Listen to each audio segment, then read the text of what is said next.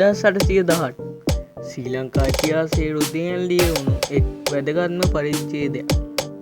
1815 උඩරට ගිවිසුමෙන් පසු ශ්‍රී ලංකාව ඉංග්‍රීසි පාලනයට යටත් වෙනවා. ඉංග්‍රීසීන් උඩරට ජනතාවට පොරොන්දු රාශියක් එයින් ලබා දෙනවා. නමුත් කාලය ගත වෙද්දී ඒ පොරොන්දු බොහෝමයක් ඉටු නොවුණා. බඩු වැඩි වුණා, භූමිය අත්පත් කර ගැනීම ආරම්භ වුණා. සිංහල ප්‍රධානීන්ගේ බලය අඩු කරා. මේ අසාධාරණ ඉවසන්නට බැරිව ඌව වෙල්ලස් ජනතාව කල්ලියට නැගුවා. ඉතින් මේ සරණ නායකත්වය දුන්නේ වීර චරිතයි. ඒ තමයි මොනරවිල කැප්පටිපොළ දිසාව. ආරම්භයේදී ඔහු ඉංග්‍රීසි පාලනයට සේවය කළත් ජනතාවගේ වේදනාව දැක ඔහු ඉංග්‍රීසි ආණ්ඩුවට විරුද්ධ වුණා. එය ඉතිහාසයේ අසාමාන්‍ය තීරණයක් ලෙස සැලකේ.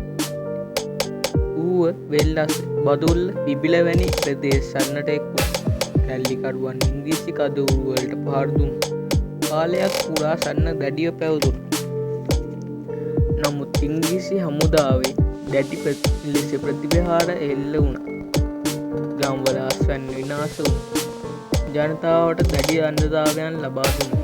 මේ ප්‍රතිපහාර හමුවේ ඌව වෙල්ලස් ප්‍රදේශය සම්පූර්ණයෙන්ම වාගේ විනාශයට පත් වුණා. අවසානයේදී 1818 කැරැල්ල පරාජයට පත් වුණා.